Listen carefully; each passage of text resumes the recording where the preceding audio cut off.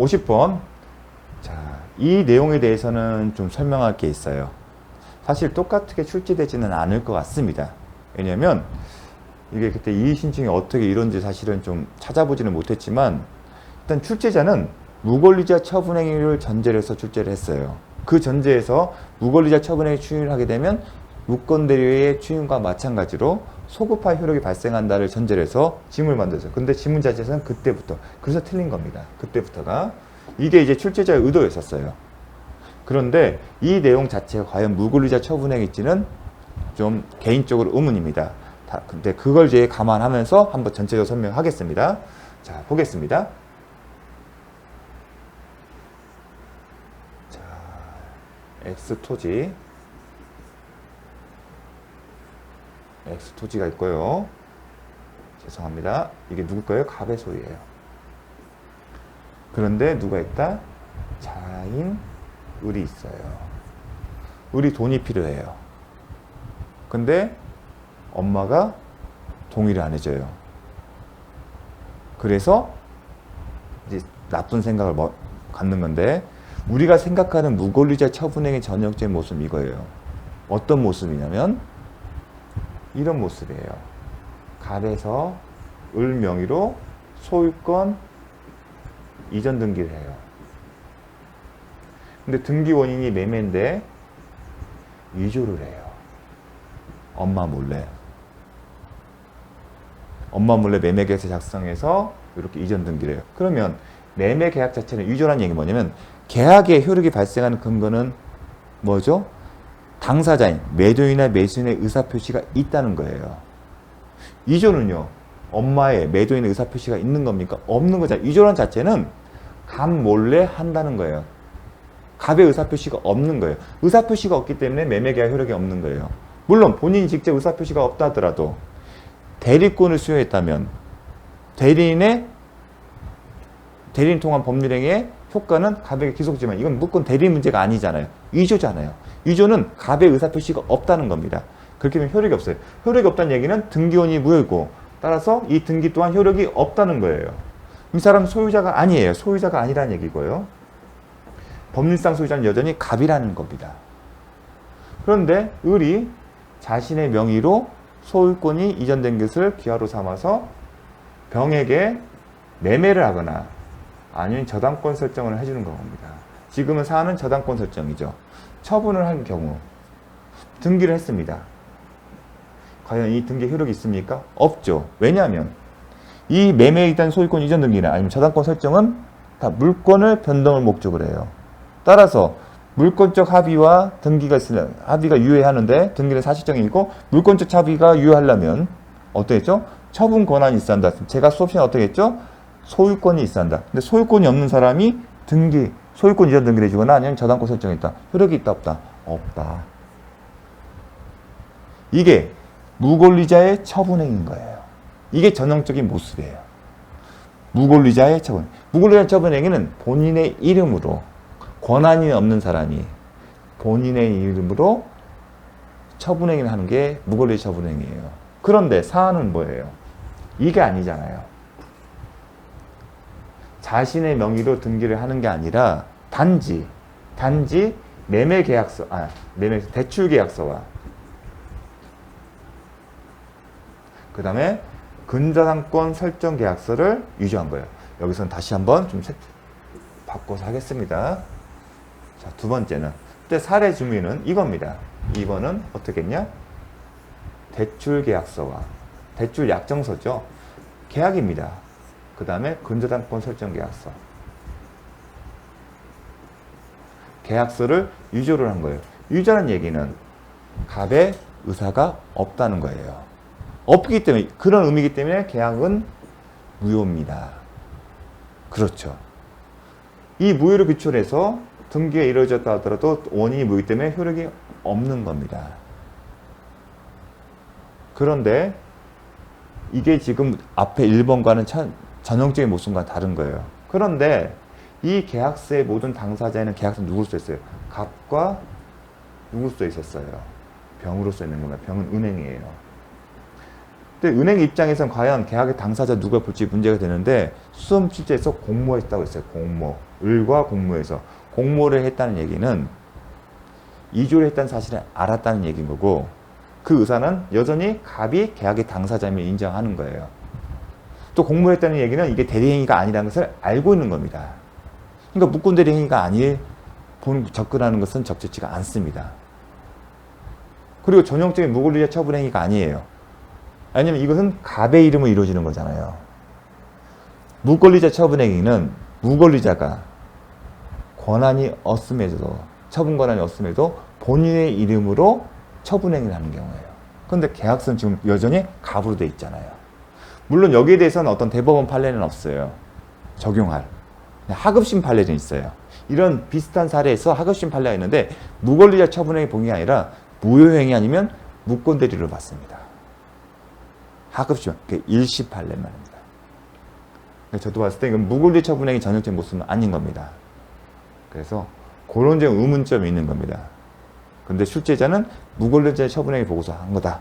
만약 무효행위라면 무효행위라면 어떻게 되죠? 추인한 때부터 새로운 법률행위를 모른다. 그게 맞잖아요. 그럼 아까 돌아가서 출제 지문을 보겠지만 뒷부분 그때부터 효력이 발생한다. 근데 무효행위 139조 할 때 그때부터 효력이 발생한데도 맞는 지문을 봤었잖아요. 근데 앞에 단서에 처분행위라 써 있잖아요. 단서가. 자, 그런 부분이 좀 걸리는데 그래서 앞으로 똑같이 그렇게 나오지는 힘들지 않을 거라고 좀 생각됩니다. 다만 이제 수험생 입장에서는 위조하게 되면 갑의 의사 표시가 없는 거다. 그럼 대리행위도 아니에요. 위조가 있다는 얘기는 대리행위도 아니에요. 볼 가능성이 없습니다. 그냥 본인의 의사가 없기 때문에 효력이 없다. 그래서 1번만 이거래. 근저당권 설정 계약과 대출 약정은 위조가 된 거기 때문에 효력이 없는 겁니다. 또 하나 계약은 뭐냐면 재미있는 게 뭐냐면 우리가 근저당권 할 때 근저당권 설정하면서 기본계약이 존재하고 기본계약에 대해서는 추정력이 없기 때문에 피담보 채권의 발생을 주장하는 근저당권자가 기본계약 존재와 그 채권액을 실제 채권액을 증명할 책임이 있다. 기억나십니까? 기본계약. 기본계약은 근저당권 개념은 장래 발생한 채권을 담보하는 거잖아요. 근저당권 설정할 때 이미 채권은 없어요. 장래가 일정 시점에 발생한 그 채권을 담보하는. 그러면 장래 발생 채권이 하나만 있는 거 여러 가지 있어요. 그래서 기본계약 필요하다. 대출 약정사 기본계약이에요. 원금과 이자. 자, 그것도 하나 기억하십시오. 자, 그래서 1번과 2번은 위조가 됐기 때문에 무효인 거예요. 계약 자체가. 계약은 설정 등기. 왜 무효죠? 근저당권 설정 등기 하려면 설정 계약이 필요하잖아요. 근저당권 설정 계약. 이 계약이 무효이기 때문에 등기 또한 무효인 거다. 3번은 소유자는 214조에 기해서 무효인 등기, 저당권에 대해서 말소를 청구할 수 있겠죠. 그건 214조. 소유권 이전 등기나 아니면 저당권 말소 등기 청구는 말소에 관련해서는 결국은 소유자만 할 수 있어요. 등기 비상 등기를 말소하는 것은 누구만 할 수 있다? 소유자만. 몇 조에 기해서 방해 모습이 점유가 아니잖아요. 그러니까 214조. 4번 말씀드렸고요. 5번 갑이 추인을 했어요. 그 경우에 지금 자식이 1억 원의 돈을 이득을 얻었잖아요. 근데 법률상 원인이 없어요. 설사 엄마가 추인을 했다 하더라도 이 받은 이익을 정당화시키지 않는다는 겁니다. 근데 그 논리는 무권리자 처분행위도 똑같이 그대로예요. 무효행위도 마찬가지입니다.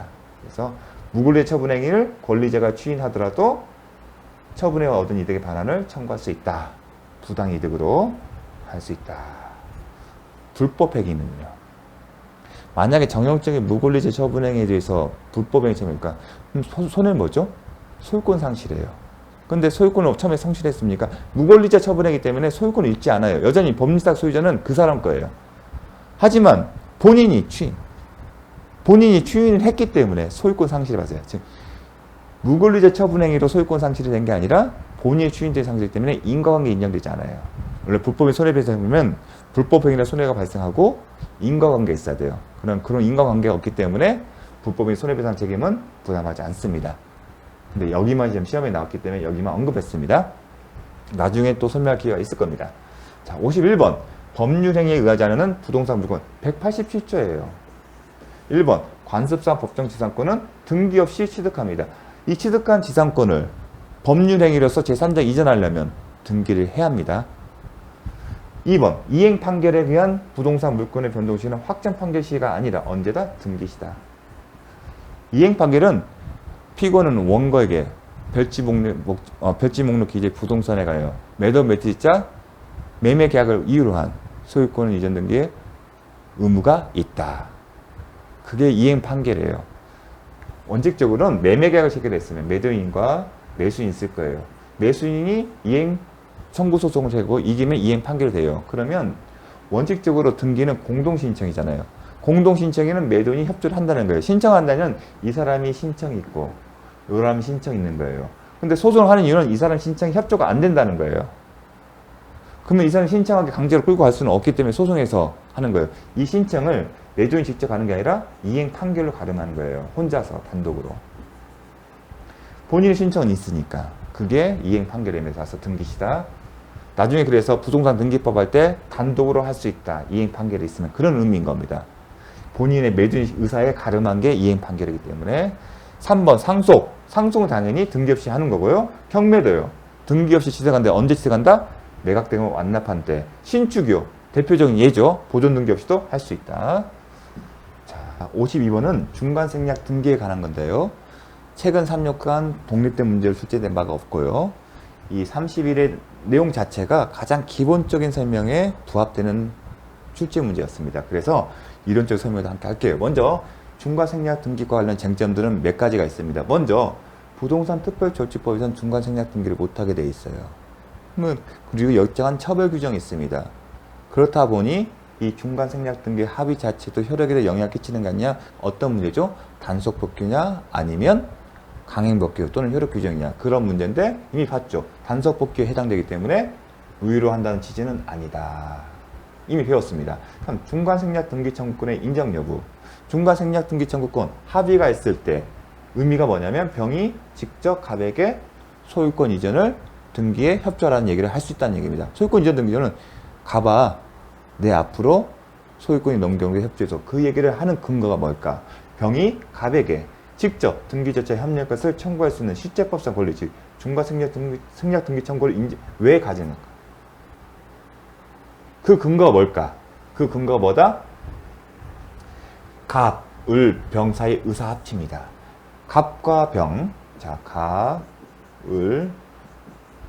갑과 병 사이에 합의가 있으면 갑의 을에 대한 소유권 이전 등기 의무가 소멸하는가? 자, 의사표시가 합치가 있으면 갑의 을에 대한 이미 매매계약이 있잖아요. 지금 중간생략 등기 합의는 전제가 갑, 을 사이에 매매계약이 있고 을과 병 사이에 매매계약이 있는 거예요. 당연히 매매계약이 있으면 갑은 을에 대해서 목적 부동산의 소유권 이전 등기를 소유권을 넘겨줄 의무가 있고 을 또한 병에 대해서 그런 의무가 있습니다. 그러면 갑, 을, 병 사이 이런 합의가 있으면 갑의 을에 대한 소유권 이전 등기 의무, 반대로면 을의 갑에 대한 소유권 이전 등기가 소멸합니까? 소멸하지 않습니다. 여전히 있습니다. 합의가 있다 하더라도 다음, 자, 합의가 있더라도 당연히 있는 겁니다. 합의가 있으면 의무가 있잖아요. 그러면 병이 갑이 병에게 직접 소유권 이전 등기를 협조함으로써 자신의 의무를 벗어날 거 아니에요. 그러려면 어떻게 했어요?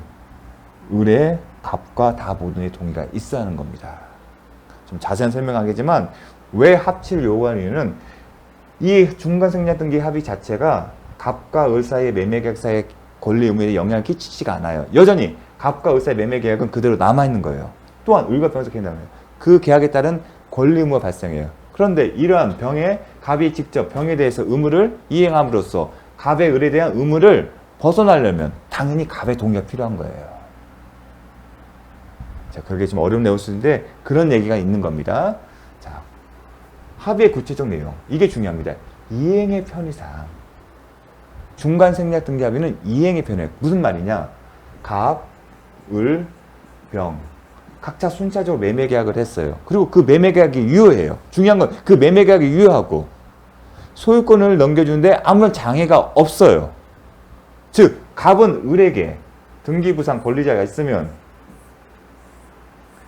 권리자.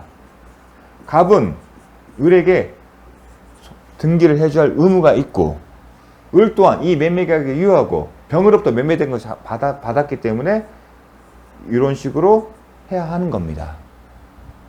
이렇게 할 수가 있어요. 실제로 협조를 하게 되면.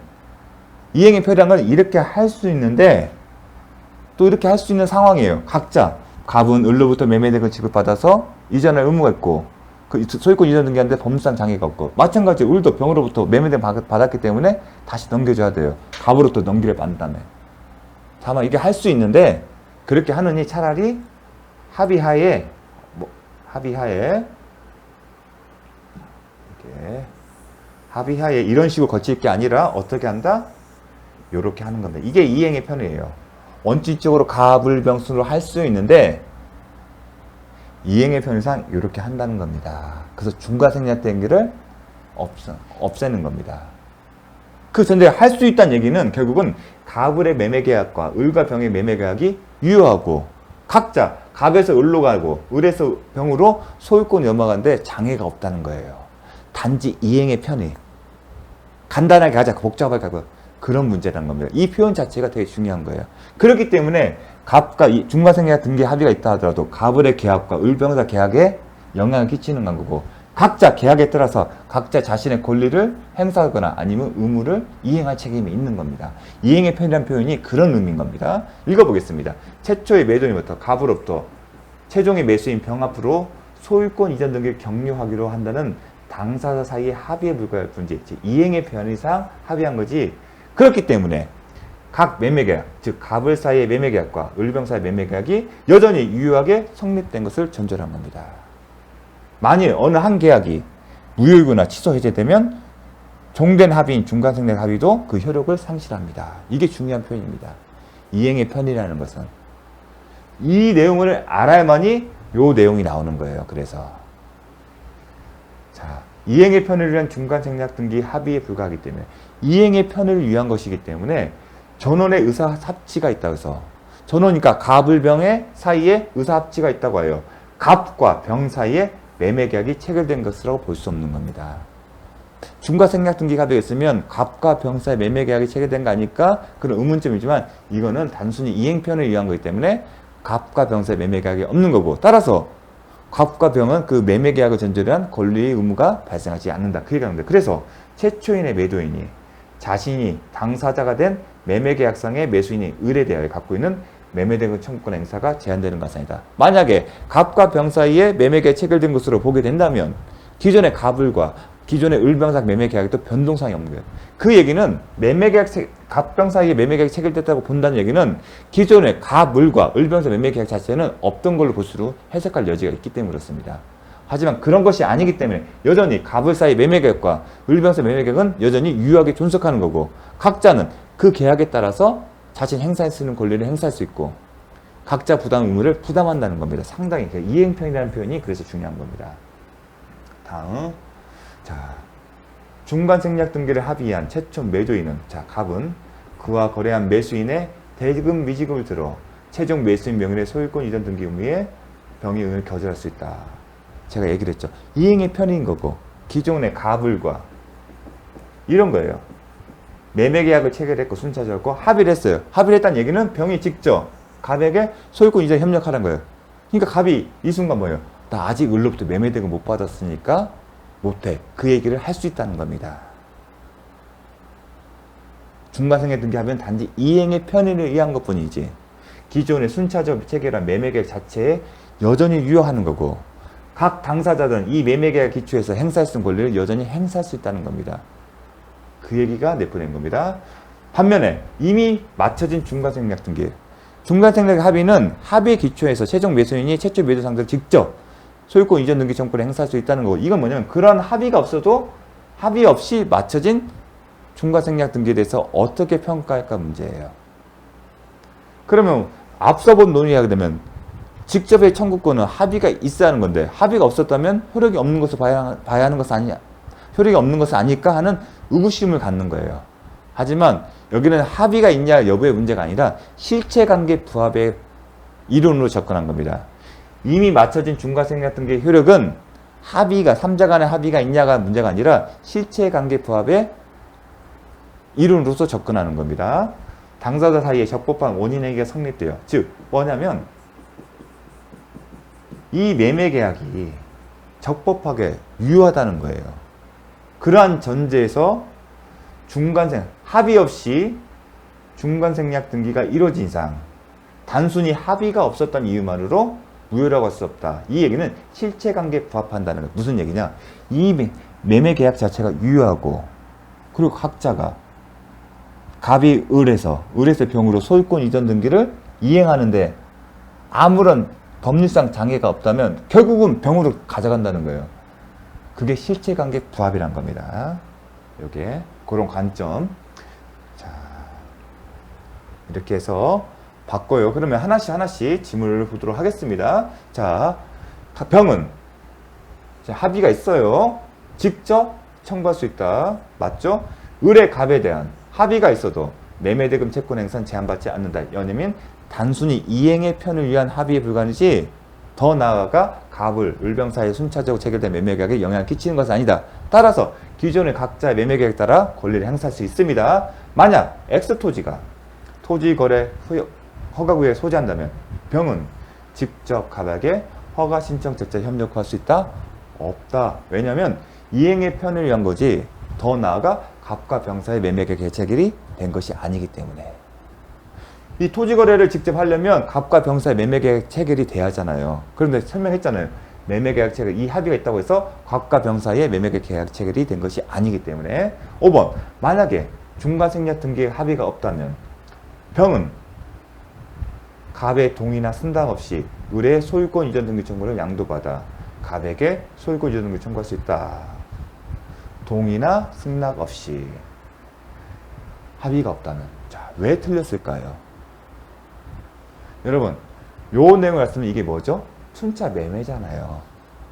매매 계약이 있다면 매수인은 상대방에 대해서 소유권 이전 등기 청구권이 있어요. 그럼 채권이에요. 통상의 채권 양도 법리에 따르면 당사자 사이에 채권 양도 계약 효력이 발생할 텐데 매매의 경우는 좀 달리 취급합니다. 왜냐하면 중간생략 등기 합의 이론 때문에.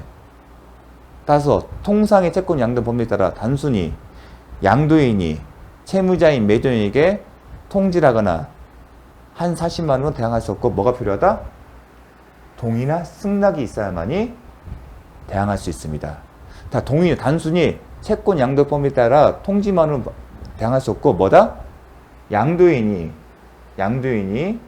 을이죠. 을에게, 갑에게, 채무자인 갑에게 양도 사실을 통지한 것만으로는 대항할 수 없다는 얘기는 뭐냐면 병이 갑에게 소유권 이전 등기할 수 없고 뭐가 있어야 한다? 승낙이나 동의가 있어야만이 병이 갑에게 직접 소유권 이전 등기 청구할 수 있다. 그 내용을 묻는 겁니다. 배웠던 거잖아요. 근데 매매라는 표현을 안 쓴 거예요. 그러니까 여러분이 혼동스러운 거예요. 그전까지는 매매로 인한 소유권 이전 등기 청구권을 말을 썼어요. 그러니까 여기에 순차 매도의 포인트를 두고요. 여기는 대항력 문제다. 표현해 보게 되면 양도할 수 있다 없다 하는데 정확한 표현은 양도를 할 수 있어요. 채권 양도 계약다. 다만 대항할 수 있냐. 직접 양수인이 채무자인 갑에게 소유권 이전 등기 청구할 수 있냐. 그건 대항의 문제거든요. 근데 매매 계약에 의한 소유권 이전 등기 청구에는 반드시 동의나 승낙이 있어야만이 양수인 병이 할 수 있다. 반대로였죠. 점유취득시효 완성에서는 통상의 양도법 따라 통지만 있으면 돼요. 유효한 명의신탁 해지하는 경우 이 경우에도 매매의 경우처럼 수탁자의 동의나 승낙이 있어야만이 가능합니다. 명의신탁 수탁자 명의로 있다가 해지가 되면 이제 신탁자는 누구한테 신탁자 해야 하잖아요. 그럼 신탁자는 수탁자 소유권 이전 등기 청구권이 있어요. 그럼 채무자가 수탁자예요. 이 사람에 대해 단순히 통지의 양도인이 통상 채권 양도 법리에 따라 통지만 한 것으로는 대항력이 발생하지 않고 뭐다? 동의가 있어야 한다는 거, 승낙이 있어야 한다는 거, 매매랑 똑같이 취급한다는 거 제가 강조를 했습니다. 자, 여기까지 하도록 하겠습니다. 다음 시간 뵙겠습니다.